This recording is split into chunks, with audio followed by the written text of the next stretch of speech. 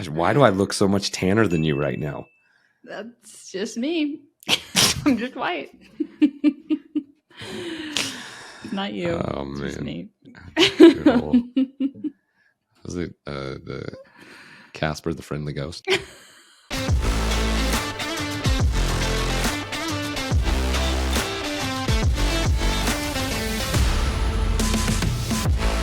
Hey, what's happening, you guys? Welcome to the Proclivity Podcast.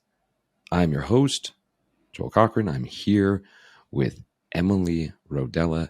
And today what we're going to be talking about is chronic back pain. We're going to talk chronic back pain, acute back pain, and it's not, negation acknowledged, what you think it's going to be. So today we're going to address the statistics of back pain. Are you a statistic of back pain? We're going to talk about the different causes of back pain. What is actually causing the back pain?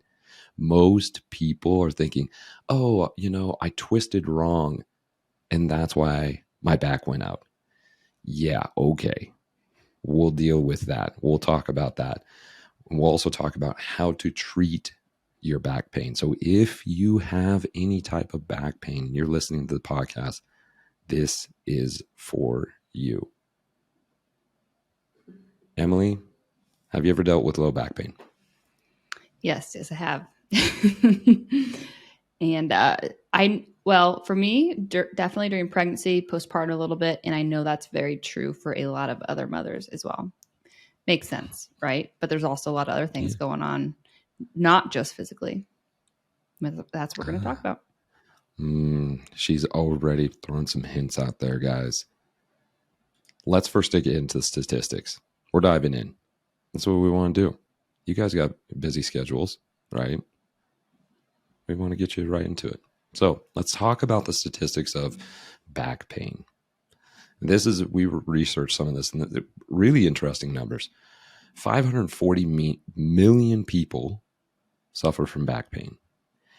8 out of 10 Americans deal with back problems 1 to 2 times a year. 8 out of 10. This is a good podcast because this is covering a lot of people. 84% of people will deal with low back pain sometime in their life. I mean, we're talking millions and millions and millions and millions of people. Why are we having such issues with low back pain? It's not like we're talking about shoulders, right? 540 million people suffering with shoulder issues. We're talking about back. 8 out of 10 people. This is some pretty serious stuff. Now, we should take a look at back pain in general because that could be very global, right? From one, like, oh, I got a little achy ache to I can't get up, or I've been dealing with this for a really long time. So there's 3 different types of back pain. There's acute back pain, which is very short term. Maybe it lasts a day or up to a couple of weeks. That's where maybe you went a little too hard in the workout and your back is feeling tender, yet you get a good night's sleep. You eat the right foods, inflammation goes down, you feel fine. Still pain, still low back, yet short term. Then there's subacute pain. Subacute pain is anything that lasts from those 2 to 4 weeks up to 12 weeks. So we're talking, from a month to 3 months, where maybe you're going to see the chiropractor, you're getting some adjustments, you're getting some massage. It's getting a little bit better, yet it still seems like there's something going on. That could be nerve stuff, it could be muscular, it could be structural. And then there's chronic back pain. Chronic back pain is lasting anything more than 3 months. So this is where we might have some things like a slipped disc, some maybe deeper muscular kind of stuff in terms of maybe some torn tendons or muscle, right? That is lasting longer. So when we take a look at back pain, you guys, we should take a look at, is this short term? Is it acute? Is it subacute? Or is it chronic? And if it's chronic, it could be something that's beyond the physical. And we're going to dive into that. Yet, before we get into really what we can do to help heal back pain, let's first look at what is actually causing back pain. So, Emily, what are some of the things that may cause us to have low back pain? Yeah, I often look at this very similarly to, I compare it to something like acid reflux or high blood pressure, right? There's triggers for those things, but those aren't actually the root cause. So when looking at back pain, right, the triggers tend to be the surface level stuff, like that will overflow our stress cup, right? I've talked about this a lot in terms of how full is your stress cup. Everyone's stress cup is going to be a different size, how much they can handle. Mm-hmm. Once you start overflowing it, it comes out in a physical manifestation, very commonly so as lower back pain. So we'll start surface level, but we'll get to the root cause of some stressors, right? But the things that are triggers, right, that can trigger you into some low back pain, right? If you're listening, you're like, yeah, I get that every once in a while, maybe once, twice a year kind of thing. Okay, well, inflammation, right? That inflammation can be from overworking yourself, not warming up in a workout, like literally overworking your body in a workout, but also overworking, right? You're sitting too long, you're standing too long, you're running too much, whatever that may be for you. But it could be inflammation in the body when it comes to the foods you eat, right? A lack of omega-3s, because omega-3s, we know, they fight inflammation. So it could be a nutrient deficiency, too much alcohol, too much sugar, right? All these different inflammatory things that start to fill your cup, fill your cup, fill your cup until it starts to overflow. So inflammation is a very big one, right? And are there any other signs, Emily, of like, I know we're talking about low back pain, and you know, you're going to have some low back pain or joint pain or so on and so forth if you have inflammation. Are there any other signs of high inflammation that people can start like keying into that Yeah. might be signs before like the back goes out or the shoulder starts, hurting or anything like that? Yeah, totally. All sorts of things. Typically, like you said, people think of like joint pain, right? Or just like feeling a little stiff, or maybe you have like a knee injury and that starts to flare up too, right? There's some kind of swollen area in your body, but it could be gut issues, right? Some extra bloating, some irregular bowel movements, foggy brain, like lack of focus, feeling extra tired at night or in the morning. Could be skin issues, right? All sorts of inflammation, random stuff that may be coming up and showing us those little signs of like, hey, yellow light, right?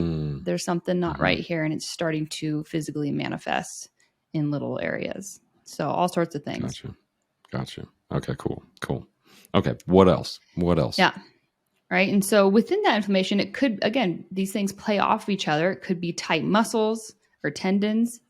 And that could just be from being too stiff, right? Like not moving enough, not getting enough blood flow, which could be from simply not moving enough in general throughout your day, not moving your body. Could be from not getting enough collagen or, like I said, omega-3s.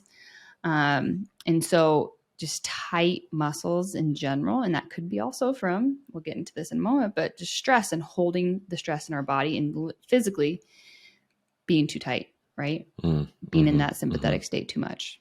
But that goes along with, on the other side, could be overtraining, right? We're doing too much. And especially if you're doing too much for where your stress level is at, right? Where your stress cup is at, how full it is. If you're overtraining, that's going to overflow it.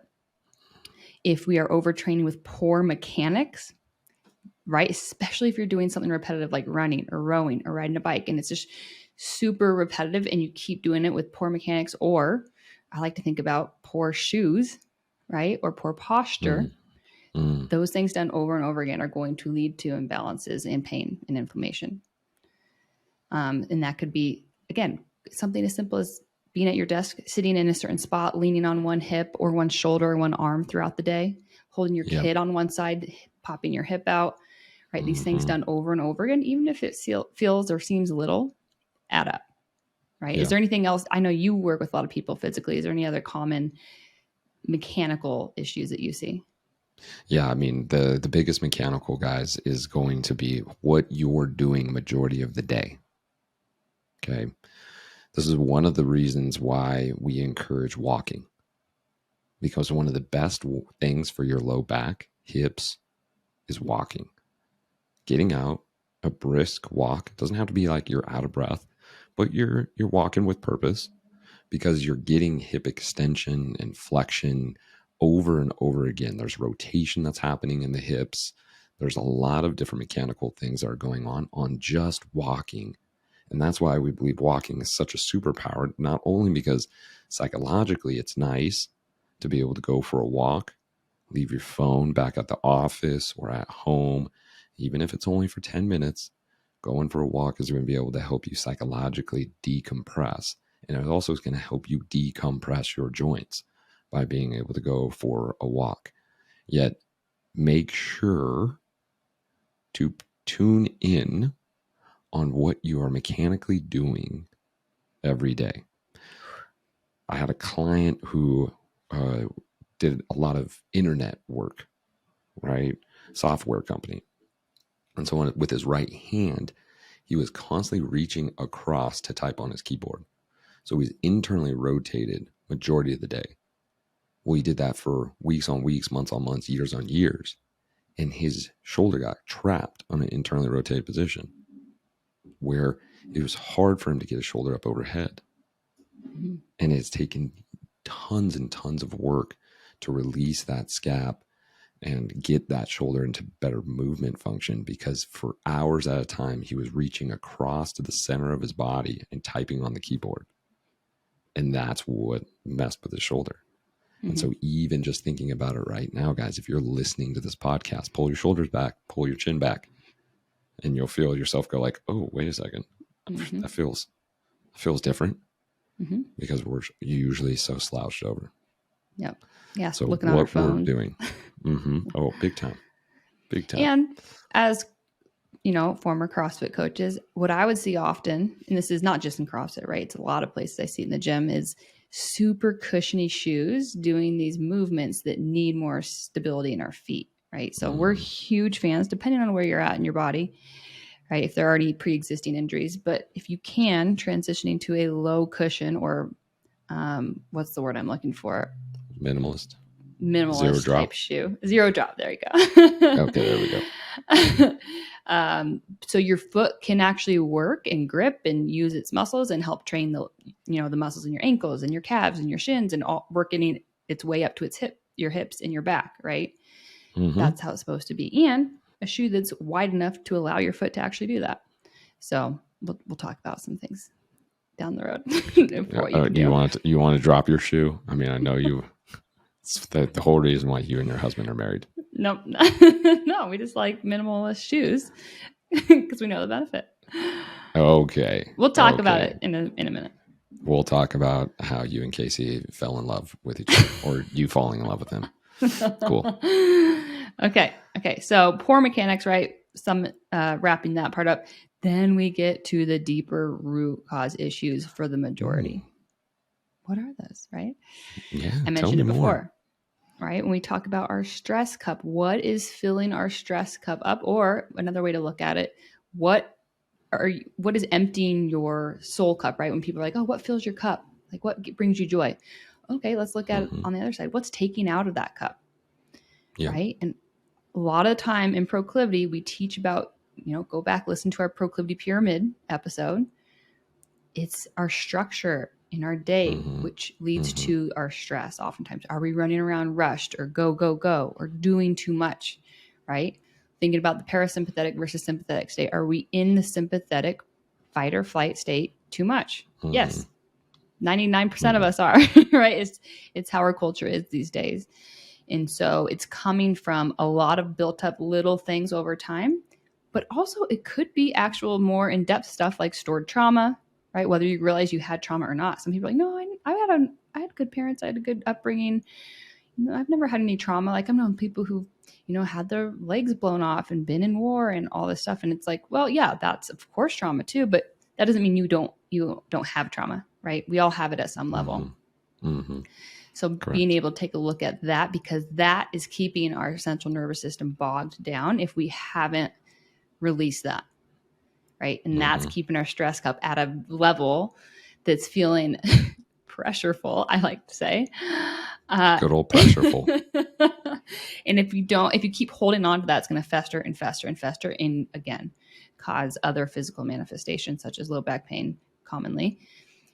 And then often, where does all of that come from, right? Where does that start? It's the story or the beliefs or the words that we're saying in our head or to others, right? That's So right. again, this is why we do what we do. We talk about language because that's where everything starts when it comes to our perspective, our mindset, what we think about ourselves and others, and where we're at. Yep. Yep. 50% of the formula, guys, is the physical side. How is our body moving? What are we feeling it? Mm-hmm. The other 50% of the formula to living a healthy and happy life is psychologically. Your body is affected by your words, by your mindset, by what you think and what you feel. If we only have 50% of the formula, your back's going to keep going out. And I dare you to think back to the last time that your back went out. I dare you and go, oh, there was zero stress. I was so relaxed and everything was so good.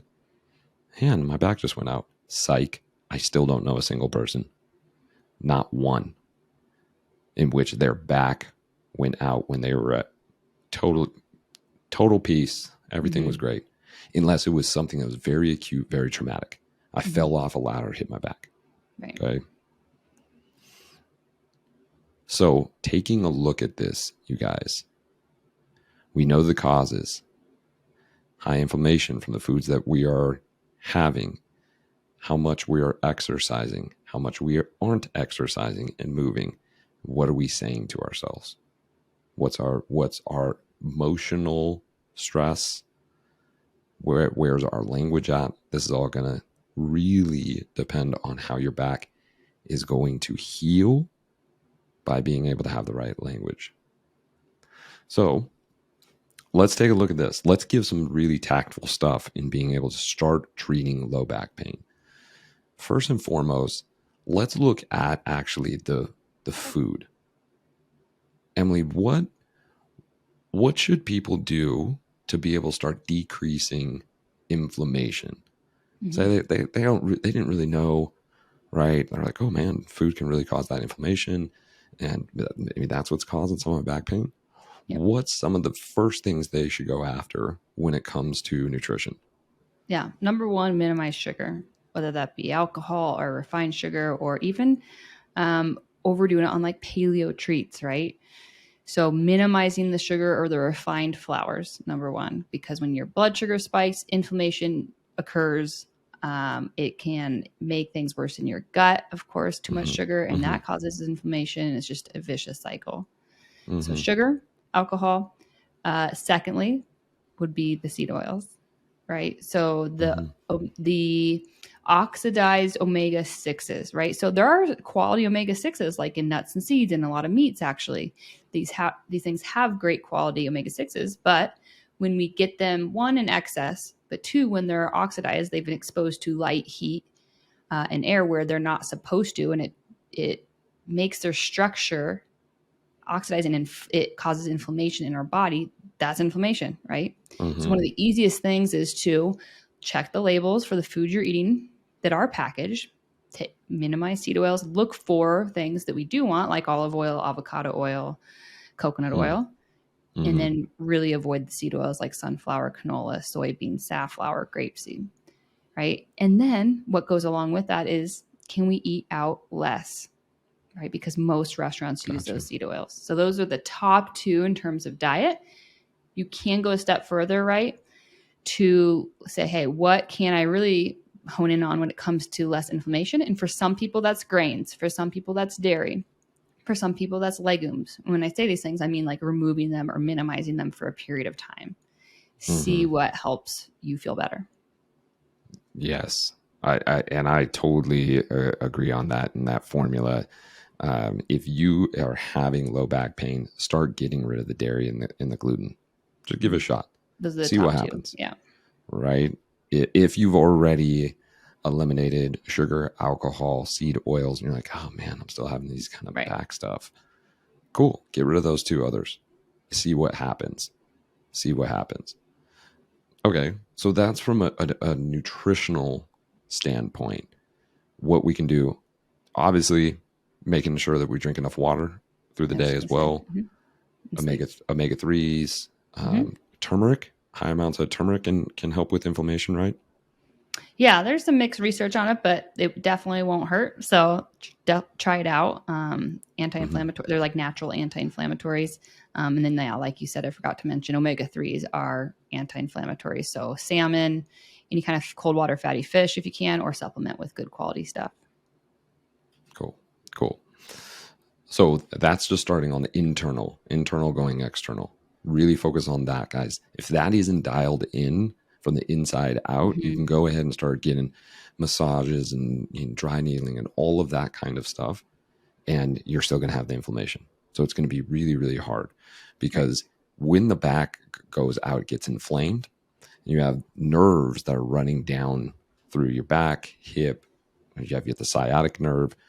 And if those nerves start getting compressed, it will freak your body out and your body will lock down. And so that's why it's going, cool, we're going to lock things down and it's going to be hard to move around. That's your body's natural response to protecting you. Your body's actually wanting to protect you, and that's Mm-hmm. something to consider. When my back went out recently, what I was saying to my body was, thank you. You're protecting me. You're asking me to slow down. And why did my back go out? My back went out because I was super stressed. There was a lot of stress going on, all these different balls I was juggling, emotional, psychological, they're going through therapy and coaching. I had too many things on my plate. Mm-hmm. And my back was like, we need to slow you down. And I do want to add one thing, Go ahead. because if you're similar to me and you're like doing all these things right from the outside, and sometimes I do this to myself too. I'm like, no, I'm not stressed, right? I'm doing all these things. I'm handling it well, right? Because I've talked to plenty of people who have pain. They're like, no, I'm not stressed. It's fine. Then I'm like I'm like, okay, tell me about your day and your week and your month. I'm like, that, okay. And then I get reminded from Joel when I talk about it myself, right? He's like, Emily, look at what you're doing. I'm like, oh yeah, that is a lot, right? But we start to quote unquote handle it, and it starts to be our new normal. Mm-hmm. So I encourage you to, if you're like, no, I don't have stress, slow down, take a minute, look at all that you're doing, stop comparing yourselves to others. Oh, well, so and so does all this, so there's no way I should be stressed with doing what I do. No, slow Mm-hmm. down, stop. Just look at you, start tuning into your body. So I just need to make that clear because I've heard it over and over again. I'm not stressed. Yes. Yes. Oh, I'm not stressed. Oh, guys, give me a break. If you're listening right now, you know who you are. It's like that. It's like the alcoholic who can drink a Mm-hmm. 24 pack and be fine. It's still not healthy, Right. even though they can function after 24 beers. It's still not healthy that you still can function after working 9 hours in the day, taking care of your family, doing a high intensity workout, cooking all your meals, and getting 6 hours of sleep. Sure, you can function, doesn't mean that it's healthy. Mm-hmm. And your back and body knows and will put you down because it goes, we can't run at this clip or you'll die. And your body knows best. So that's why it shuts down, or that's why it starts giving you rashes or whatever signs it needs to go, nah, too much going on. Mm-hmm. And you can ignore it and you can die early. Or you can take those signs and go, oh, wait a second, I want to live long. Not only do I want to live long, but I want to live long with quality. And so these are all some of the things. So let's come it back to the back pain. We know nutritionally, right? We gave you guys some pieces and parts. Physically, let's talk about a few things that you can do. If currently you're dealing with some low back pain. Physically, what we want to look at is how are those glutes firing off? Okay. More specifically, the glute med, the upper high part of your butt. Okay. That's more kind of on the outside. That part, when it's not firing off, will shut down. And then what has to take over? The erectors, those muscles that are right surrounding the spine. Those have to go into overdrive to pick up. Why would your glute meds shut off? If we're not moving enough or we're sitting on them too much, sooner or later they can shut off. And so we want to be able to strengthen those glute meds. And a simple way to strengthen your glute meds is a glute bridge, pushing your knees out. If you can put a band around your knees, even better. That's my favorite. But even just a 30 to 60 second hold 5 times a week, working those glutes can be absolutely beneficial. And we could get on the nitty gritty of, right, what we should do, and should be monster walks or fire hydrants, or you guys don't get too into the weeds. Work the glute meds. Did you hear how that rhymed? Yes, great work. Don't get in the weeds. Just work the glute meds. Make sure that you're getting those things strong. Do you agree, Emily? 100%. Every time I squat like heavy, or I'm going into like a high rep squatting workout, I put the band around my knees and either do what you just said, the monster walks or the glute bridge.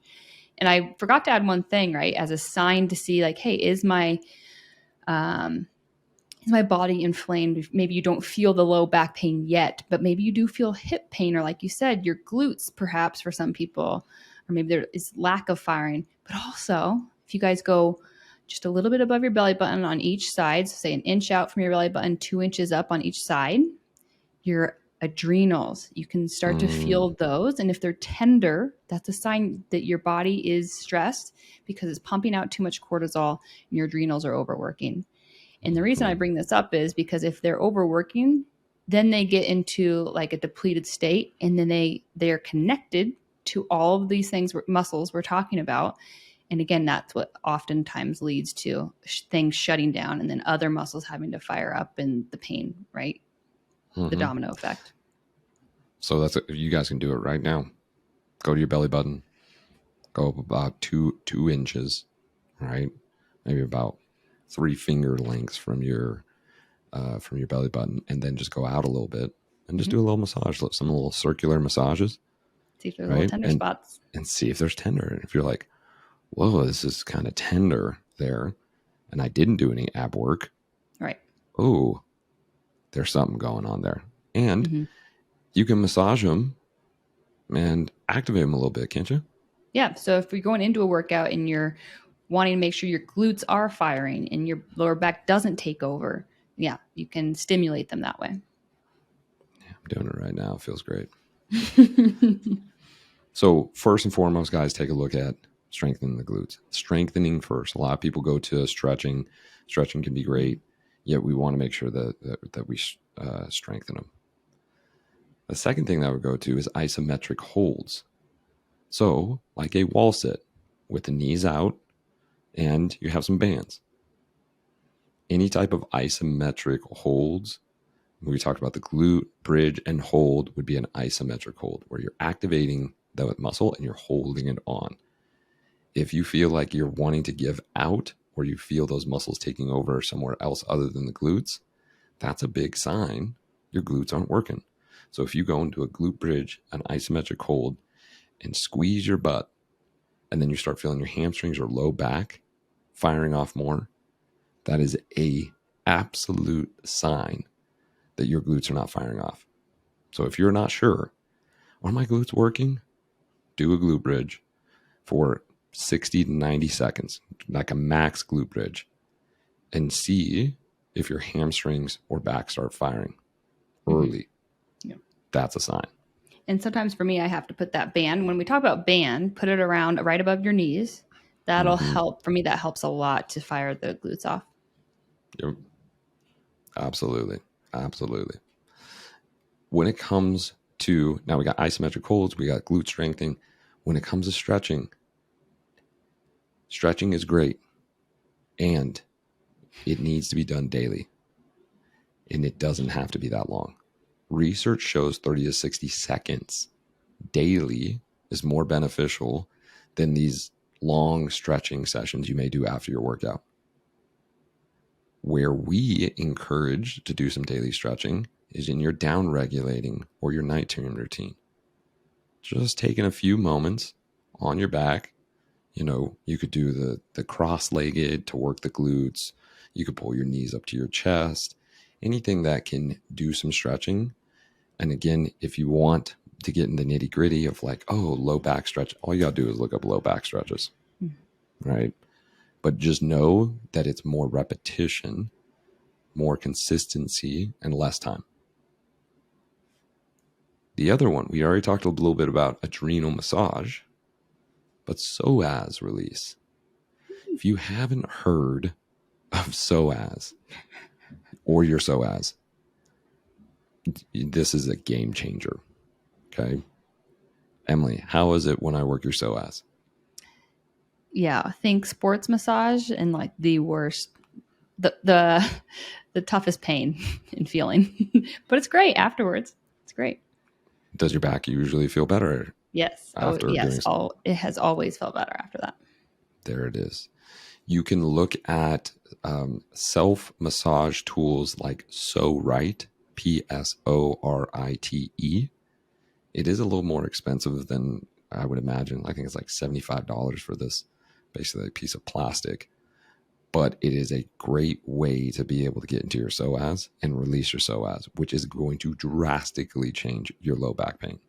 Mm-hmm. Drastically. So if you are not getting your psoas worked, or you don't have a massage therapist who knows how to work your psoas, get to it quickly. Now we're starting to get into some higher level stuff in terms of hot and cold therapy. When my back was at its worst, I knew I needed to get some inflammation down. One of the best ways to work that lymphatic system is through dilation, vasodilation, and constriction. And I did it by going into my hot tub and then into the snow, because it just happened to be 8 inches of snow. And so when you do hot cold therapy, 2-to-1 hot to cold. So that means 2 minutes in hot, 1 minute in cold, or 4 minutes in hot, 2 minutes in cold, which is what I did. And I did that in 3 rounds, and it drastically changed my back pain. And it was more specifically the nerve, because I decreased the inflammation around the nerve. And so that started releasing my low back. So the hot cold therapy can be a really, really good choice. And you can do that even in the shower. You can go hot and then you can go to cold. And then you go to hot and then you can go to cold. So however you can work it out, that hot cold therapy can be really good. You can do it on the low back as well, from doing some like a hot pad to some ice. You can also do it on your glutes. You can also do it in your hamstring, because that nerve runs from your back all the way down to your foot. So you can work hamstring, glutes, or low back. You do hot therapy, right? So yeah, when I was pregnant, that was the only thing that got me through, was putting a hot pad on my lower back and hips. Mm-hmm. Mm-hmm. So being able to use that as a therapy can be really beneficial. And then the last thing that a lot of people actually don't recognize is, again, that talking about that nerve and doing some nerve flossing. If you don't know what nerve flossing is, go to YouTube, put in nerve flossing, low back nerve flossing, or hamstring nerve flossing. And what that is basically, imagine laying on your back, bringing up one leg, and then pulling your toe, kind of straighten your leg a little bit until you got some tension, and then pulling your toe back towards you and then extending it, and then pulling it back towards you and extending it, and doing that 10 times, 3 sets. What that's doing is it's pulling or threading that nerve. That's why it's called nerve flossing. And so again, it's getting that nerve to move so that it can start relaxing or letting that inflammation go. So if you haven't used any of these techniques here, start utilizing them. First, start off by strengthening your glutes by doing what we talked about, putting a band around your knees, doing some fire hydrants, some monster walks, and being able to do some isometric holds like some wall sits or some glute bridges, anything that we have those glutes firing off and holding. Incorporate some daily stretching. If you haven't done the therapies such as psoas, hot cold therapy, or nerve flossing, implement them. These are all really good treatments to be able to have. Emily, is there anything else on the physical side there that you would add in or you've done before? If you find yourself not doing these things, right, because it's hard for you, don't know if you're doing it right, go get a massage in at least. Like get some kind of manual work done from someone else. Mm-hmm. Totally agree. And the therapies that I have used in the past for my back, dry needling.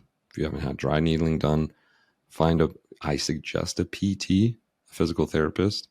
I know some chiropractors can do it as well. I would suggest a PT just because they deal with more muscular structure than chiropractors do for the most part. Yet if you have a good chiropractor and they can do dry needling, awesome. Chiropractic, making sure structurally are your hips sound. If those are super off, it's going to be hard for your back to feel better if your hips are twisted. So structurally making sure that those are aligned by seeing a chiropractor. And then if you want something a little bit more easy, acupuncture is a good way to release inflammation as well. Mm-hmm. So those are some of the practitioners that we would suggest being able to treat low back pain.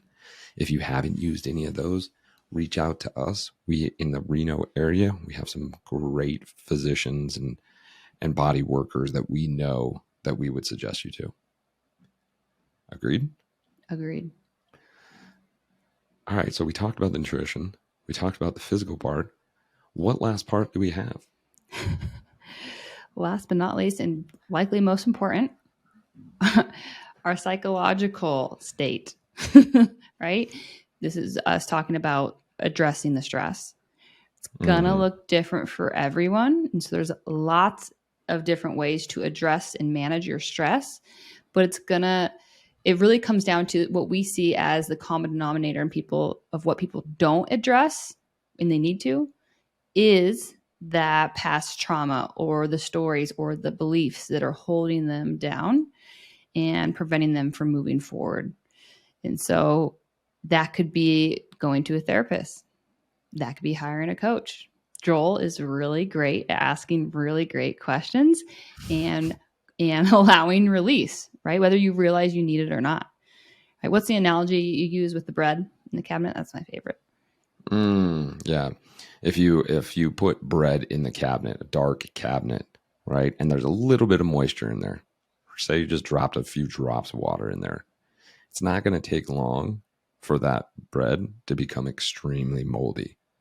And this is what is the same thought process with those different traumas or feelings or emotions. My gosh, my husband's really pissed me off. I can't believe he said that to me. And then we hold on to it for 3 years. And it doesn't come out until there's a therapy session where, hey, that time when I felt really scared and you walked by and said, at some point you're going to have to get over that, and walked away.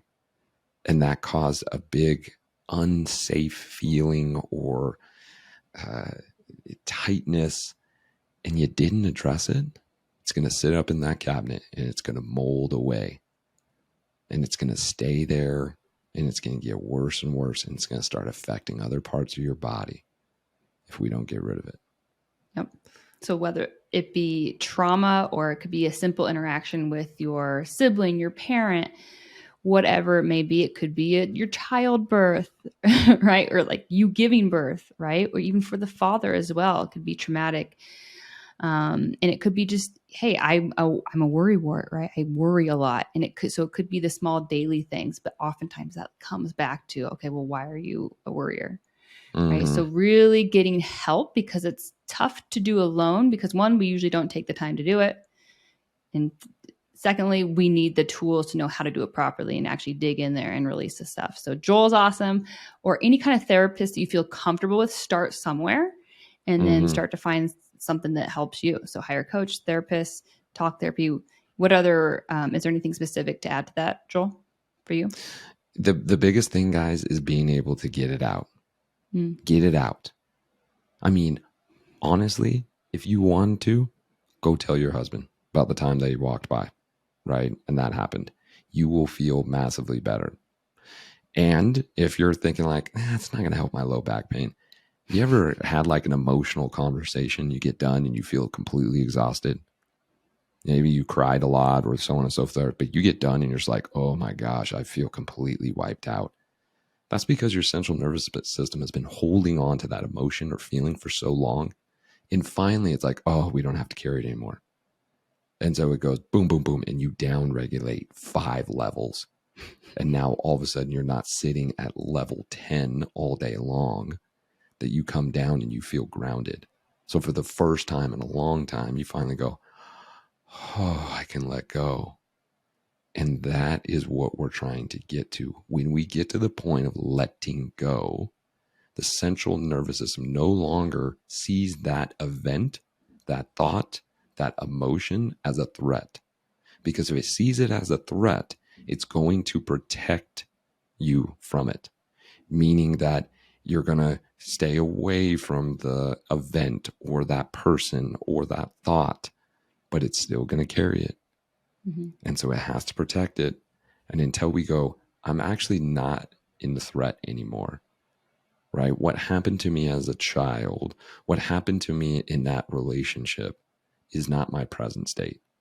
And when I let that go and I allow present state Joel to meet past Joel and go, hey, Joel, hey, bud, it's okay.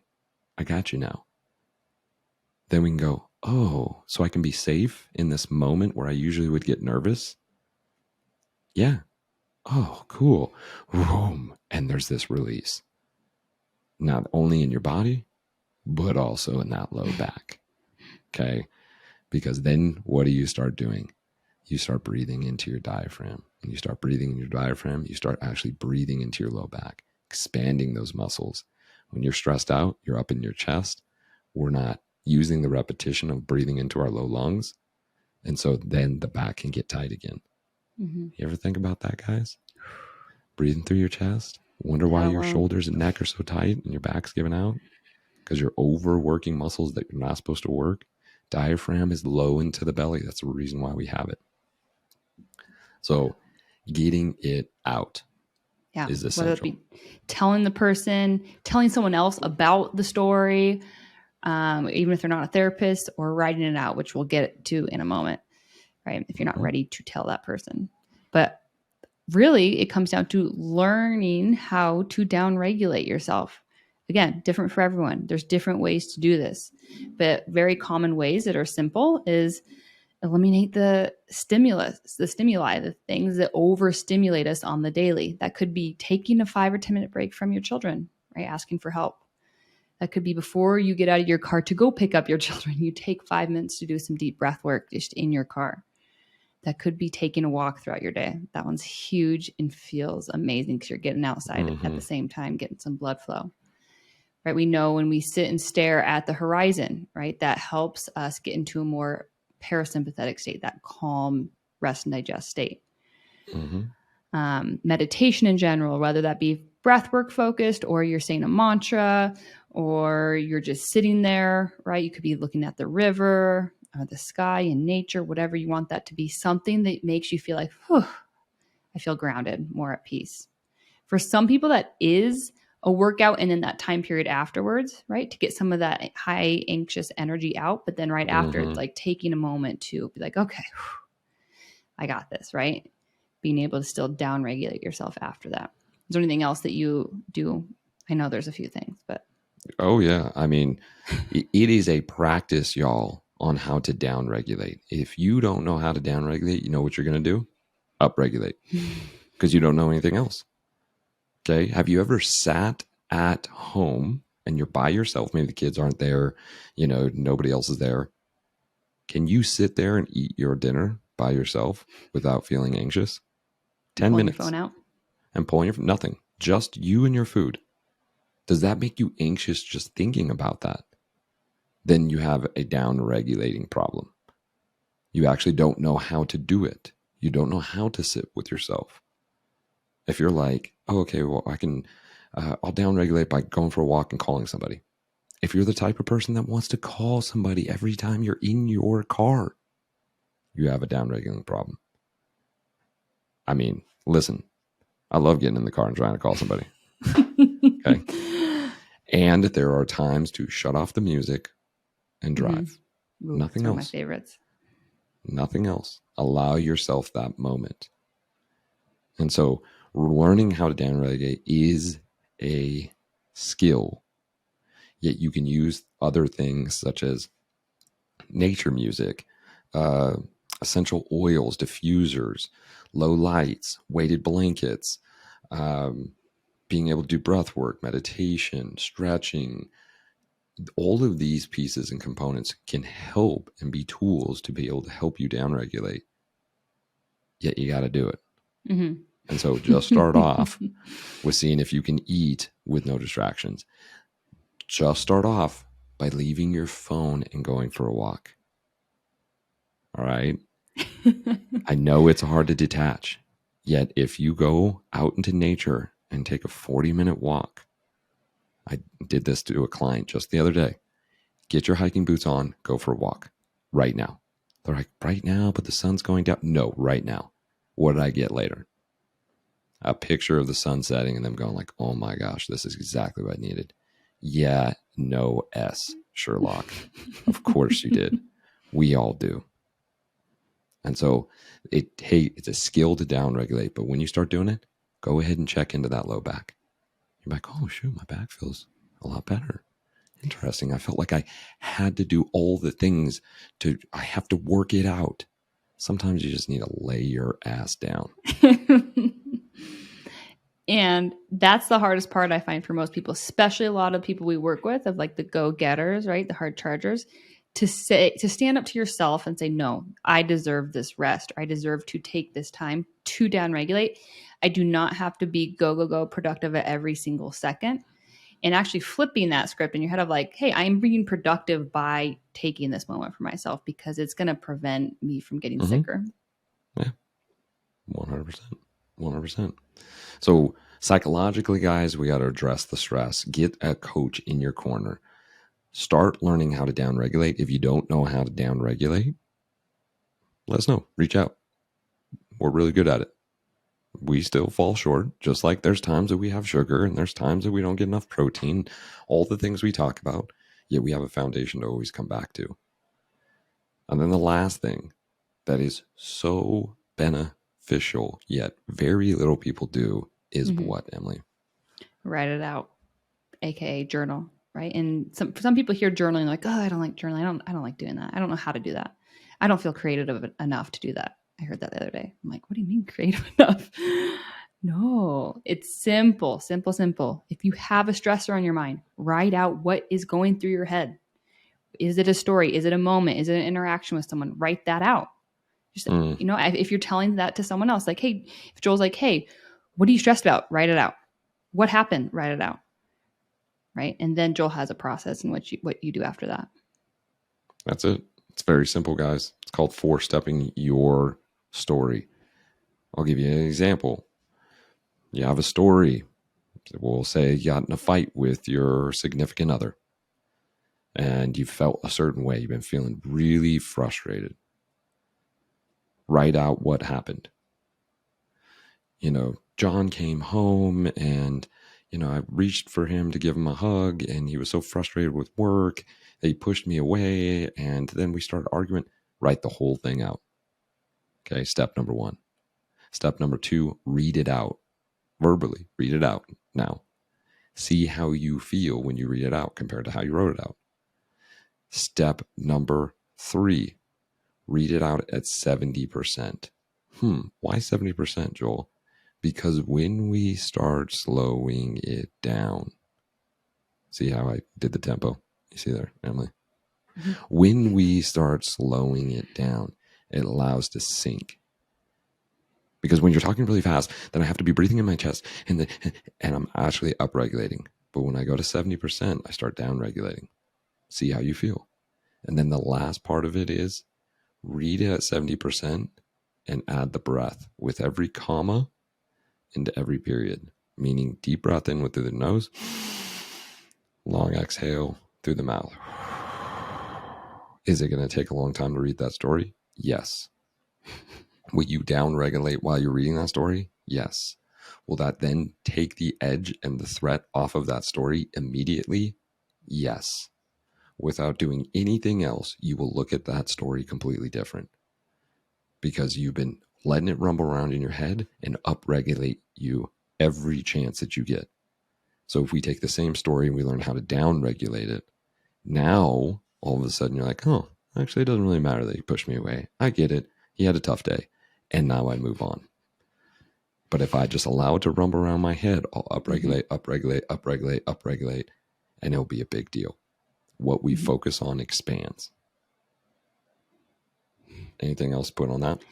Yeah, because if you stay in your head, then you start creating other stories about that. And then you start overthinking it and questioning it, right? And it just grows, as Joel has mentioned. So the sooner we get it out, the sooner it's like, oh, that's what it was. Boom, moving on. No need to keep thinking about it and thinking about other things related to it. Mm-hmm. That's right.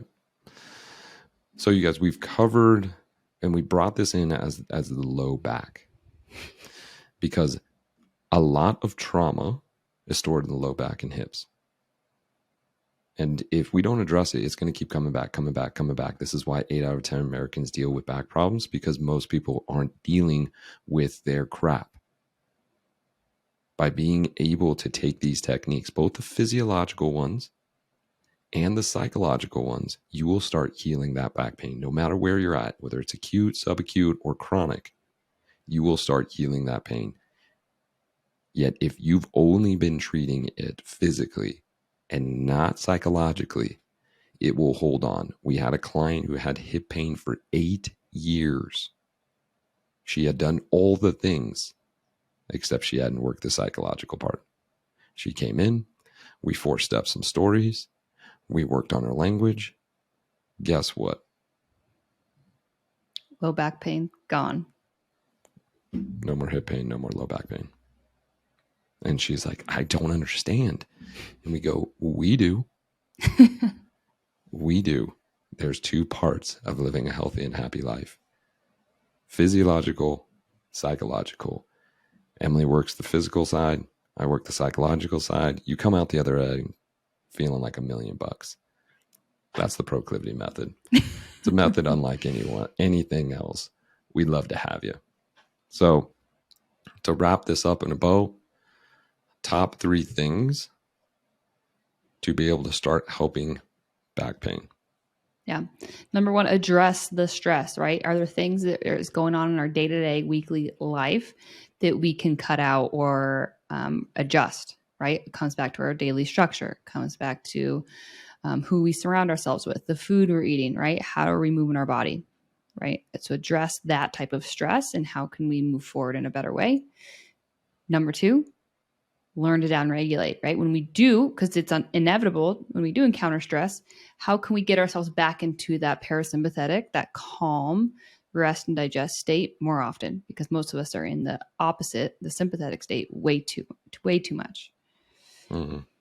So learn to take that time for you and experiment with different ways to downregulate.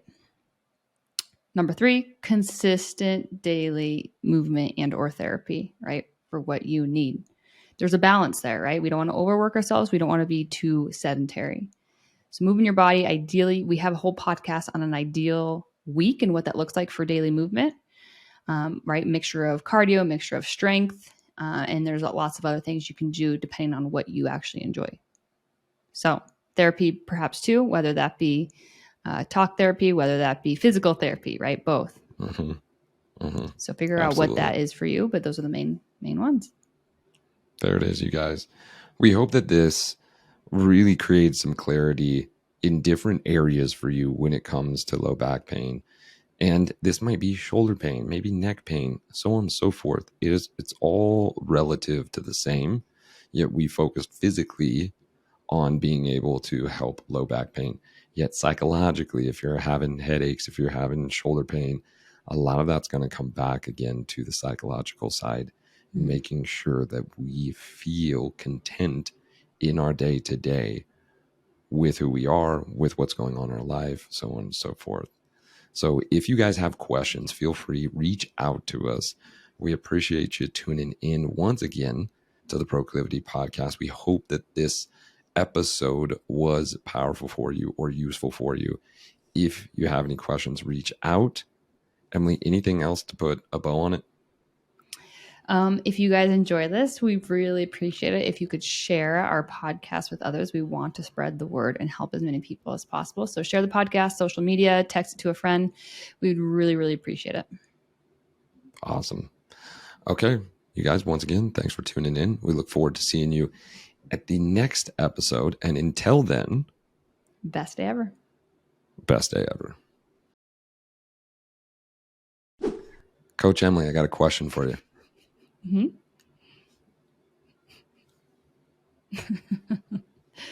Yes.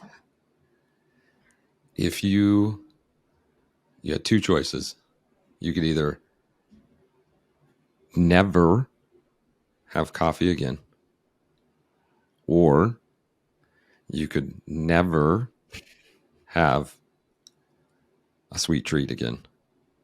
Which one would you pick? I would rather have the treats. So I think I would take coffee away. Wow, that's so tough.